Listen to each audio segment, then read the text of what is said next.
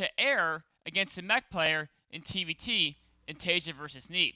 Then we're going to talk about how to control engagements properly using the Phoenix Colossi combination in Neeb versus Hellokitty.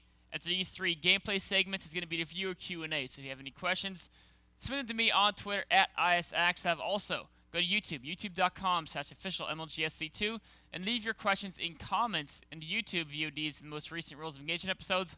I answered those at the end of the next Rules of Engagement video.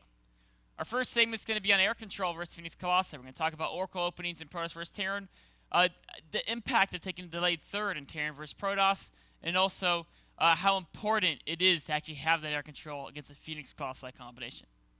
So we're going to start off with its replay at the 4-minute mark. And the first thing I'm going to talk about here is from the Protoss point of view, from Hellokitty's point of view, how to properly do an Oracle opening in Protoss versus Terran. So you notice he goes straight for the expansion. After he starts in Nexus, he goes ahead and gets that Mothership Core and then the Stalker. Of course, non-stop pro production as well. After he gets Mothership Core and the Stalker, then he can go ahead. His next resources are going to go into getting a Stargate. You see, as soon as he has 150, 150, there goes that Stargate. And if you go for this Oracle directly after you start your Nexus, I mean, you get 1 unit, 1 Stalker to scout, get the Mothership Core out, make sure you can deflect the Reaper harass, and also defend with Photon Overcharge if needed. Going straight for that Oracle is a great move, because the Oracle is going to allow you 2 things. 1, similar to your Observer or Hallucination, it does allow you to scout your opponent, which is the most important thing the Oracle does, is actually the scouting. And also, while it costs a little more than Hallucination or an Observer, in addition to scouting, it has the potential to do some damage. As we can see here, there's only a few Marines in position to defend. If it's less than 5, go ahead and engage him. In fact, you can actually take on 5, but you kind of get hurt too much. It's probably not worth it. But just go in there, kill a few units, make sure that Oracle stays alive. The priority is in scouting and keeping the Oracle alive.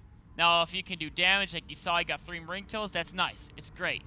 Maybe you can even get like 8, 9 worker kills if your opponent is totally unprepared. But the main goal is, of course, scouting and keeping the Oracle alive, so you can continue to scout and continue to help you out throughout the course of the game. Next thing we're going to take a look at is the build order from the Terran. Alright, so Taeja opened up a command center first, then went 3 barracks. Then we saw he added in the reactor and the factory, of course, getting +1 weapons and stim pack. What's interesting, though, is look at this. A 4th and a 5th barracks. Now, as far as standard Terran vs. Protoss build orders go, a 4th and a 5th barracks before starting a 3rd command center is a pretty delayed 3rd command center. A lot of Terrans get a 3rd command center very fast, get a lot of economy. But what Taeja's goal here is in delaying the 3rd command center. Also, notice how he gets the missile turret to help defend Oracle. Very useful tool. The goal here, getting the 4th and 5th barracks before the 3rd command center is started. The entire point is to power up a ton of bio units. If you can produce a ton of Marauders and Marines, then your goal is to deny your opponent's 3rd. So even though, yes, 9-minute mark, no 3rd being started from Terran. That's definitely behind schedule for a standard build, but he can produce a lot of units. Right just now, the 4th and 5th barracks are starting to kick in. 2 minutes from now, the 11-minute mark, the 12-minute mark, they're really going to pay off as far as having 4, 5, 6 more Marauders in his army. That's going to give his army the kick it needs to try to deny Hellokitty's 3rd base, or at least if Hellokitty sees this, he's going to have to delay taking 3rd base, wait for several Colossi before he can actually move out beyond his natural, just due to Taeja's numerically superior army. So you see here, he is still going to get a 3rd base, right? As you can see here, just getting the 4th and 5th barracks, it delays the 3rd base. He still wants to get it around the 11-minute mark. But what's very important is because he's delaying it, he's hurting his own economy a bit, but he's going to make sure that the Protoss doesn't have a 3rd base of his own. That's what's super, super, super important here. Make sure the Protoss doesn't have a 3rd base. Now, what's kind of a cool move here is look what Taeja does. He has a lot of units because he delayed that 3rd base. You can see here, 9 Marauders. Often this army at the 12-minute mark has about 4 Marauders. So the 4th and 5th barracks really kicking in here. But what he does is he kills this Observer. Right, he's going to use it. Go ahead and use his scan here. Kill the Observer. And now from Hellokitty's point of view. Often when a Terran kills the Observer, they really quickly go for a big drop in your main. Because their army's in front of your natural. You're going to be anticipating that attack. When they kill the Observer, someone's might load up and go for the main. Hellokitty, though, he has this block with the Phoenixes. But Taeja doesn't doesn't know exactly where the Phoenixes are at. He doesn't realize that Hellokitty, in fact, saw the move towards his natural, and he's thinking that Hellokitty is going to be sending his army towards his main to defend a potential drop, and he's going to try to sneak in here, get some damage done to the natural. But unfortunately, Hellokitty knew that it wasn't a drop, and all of a sudden there's a lot of these bio units die here. Not a great trade for Taeja. He almost sniped the sentries, so he didn't get trapped by force fields. But overall, it was kind of a cool move. He sniped Observer. Hope they walk back to retreat a Doom drop to defend a Doom drop. Then their natural's exposed. It didn't work out. Units lost kind of tells the picture. Hellokitty's got a small little advantage here. But what's actually really important is that back about at the, in fact, let's rewind this just a second here just to point out one really cool fact. Back at about the 11-minute mark, if we look at what Taeja's doing, he's building his second starport already, right? Why is he building the second? Where's the second starport? It's somewhere here. If we click this, it should tell us. It's going up right here. Here it is. Second starport's being built. Why is it being built?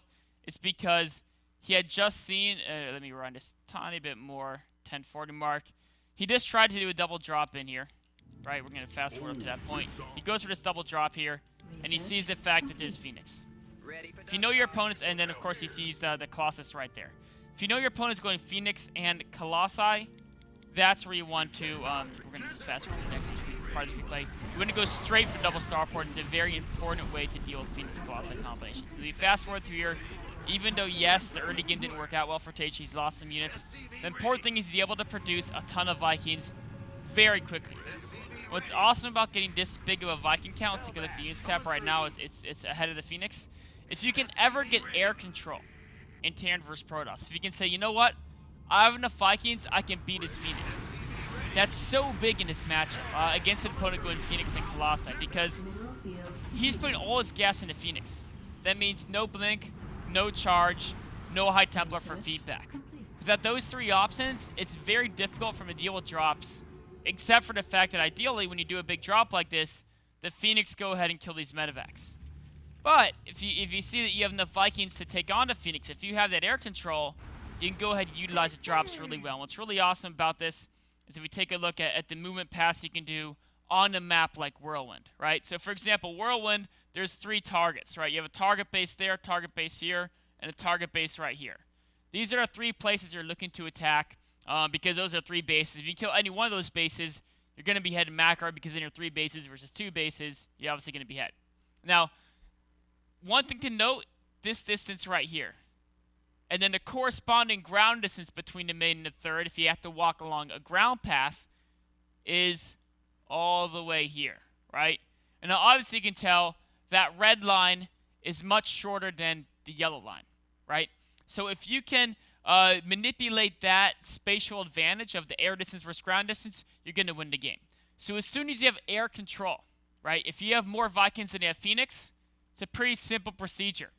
You use the Vikings to protect the medevacs. Make sure those medevacs are safe. You send the medevacs into the main, right? This is your medevac force. Now, the Protoss army that's guarding the third because it's at the front, right? This is the Protoss army right here where the P is. He has to go up to the main to defend your drop, right? Now, when the Protoss army is in the main, as long as your Vikings can stop the Phoenix from killing your medevacs, that's the key thing. You got to have air control. Once you have air control, when the Protoss goes to the main, it's quite simple. Boom, you go back to the third, you kill the third base.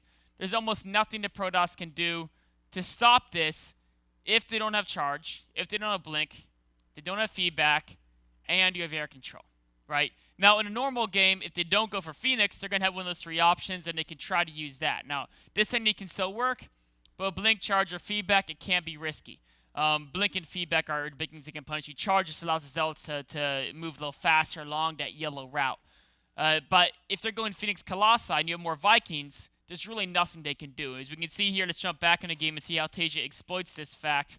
The Vikings here escorting the medevacs, right?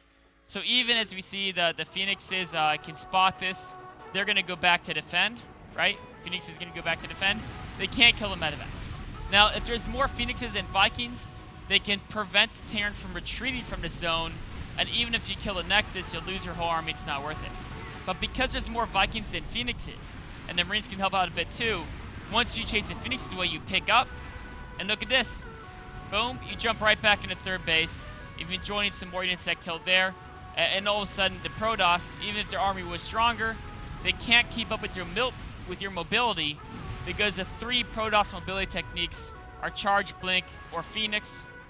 If they went Phoenix, they don't have the gas or Charge or Blink this early on in the game. And if you have more Vikings than Phoenix, you negate the advantage of the Phoenix as well. From here on out, I mean, it's just over, right? If you look at the income tab, it's 1 base versus 3. You can see the income tab. Even if Hellokitty can win this battle, there's no way he's actually going to win the game. And in fact, there's enough Vikings to actually do enough damage to the Colossi. There's too many units, not enough force fields to keep those five units back. Taeja goes ahead and wins that game fairly convincingly. So, 2 things to keep in mind from this game. Number 1, what led to Taeja's victory this game?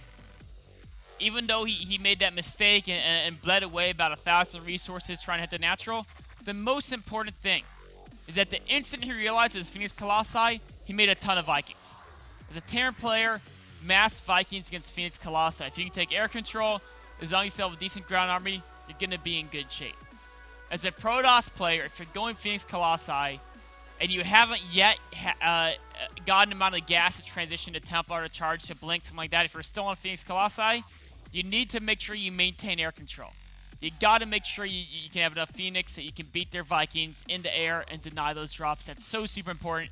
If you can't deny the drops, you see what happens, right? You just get outmaneuvered against a player like Taeja. He's going to just, lure you to your main, go to defend the main. Your third's going to die. There's really nothing you can do about it if you lose that air control. You got to maintain air control as a Protoss player. So wraps up our first segment. We'll take a short break. We'll be right on to our second segment.